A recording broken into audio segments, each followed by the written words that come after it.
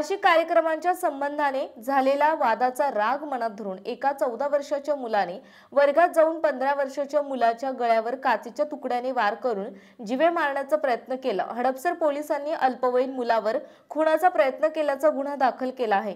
ही घटना मांजरी येथील एका स्कूलमधील इयत्ता 9वीच्या वर्गात मंगळवारी दुपारी 2:30 वाजता घडली। याबाबत पोलिसांनी दिलेल्या माहितीनुसार फिर्यादी आणि आरोपी हे दोघेही अल्पवयीन असून एकाच वर्गात शिकतात। त्यांच्यामध्ये वार्षिक कार्यक्रमांच्या संबंधातून शाब्दिक वाद झाला होता। या वादाचा राग मनात धरून 14 वर्षाचा मुलगा हातात काचेचा तुकडा घेऊन वर्गात शिरला। त्याने 9वी अ च्या वर्गात बसलेल्या मुलाच्या पाठीमागून येऊन फिर्यादी मुलाच्या गळ्यावर वार केला की काच त्याच्या गळ्याच्या उजव्या बाजूवर घुसवून त्याला जीवे मारण्याचा प्रयत्न केला। यामध्ये 15 वर्षाच्या मुलाला गंभीर दुखापत झाली। त्याने आरोपीला विरोध केला असता त्याने "मी तुझी विकेट पाडेन" असं बोलून जीवे मारण्याची धमकी दिली। या घटनेची माहिती मिळाल्यावर वरिष्ठ पोलीस निरीक्षक पांढरे, गुन्हे निरीक्षक जगदाळे, सहाय्यक पोलीस निरीक्षक चव्हाण यांनी भेट दिली। आरोपी मुलाला पोलिसांनी ताब्यात घेतले आहे। सहाय्यक पोलीस निरीक्षक उमेश रोकडे तपास करतायत।